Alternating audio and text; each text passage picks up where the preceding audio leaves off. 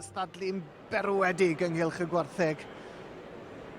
A mae'r cystadlu wedi dod i derfyn bron iawn yn y dosbarth yma nawr. Y dosbarth i heffrod allan o Darw Limousin. Yr ail dosbarth i heffrod wedi ni rhwng rhyw 500 kilo a 600 kilo yw'r cyfartaledd o bwysau fan hyn yn y dosbarth yma.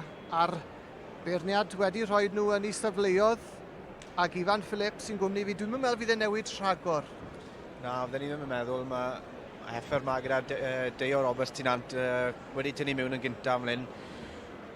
Mae'n Heffer eithriadol o dda, mae'n siwto beth mae'r beirniad heddi yn edrych amdano. Ydych chi'n edrych yn ei mlaen o'r, mae'n chlistedd i mlaen, mae'n edrych, mae'n moyn tynnu sylw at unan, mae'n tipyn o Heffer. Ie, Dion wrth gwrs wrth i'n arwen yr Heffer ma ran Darw Roberts. Mae Darw yma tu ôl i ni'n gwylio'r cystadlu. Mae hon wedi bod allan sawl gwaith eleni.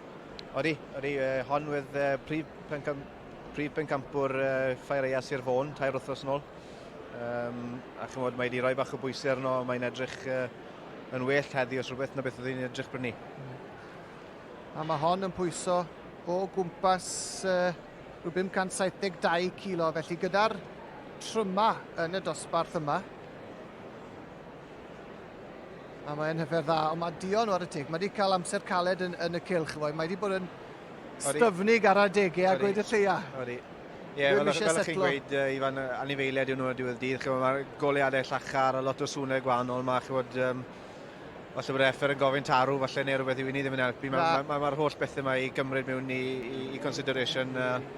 War y tig yr anifeiliaid.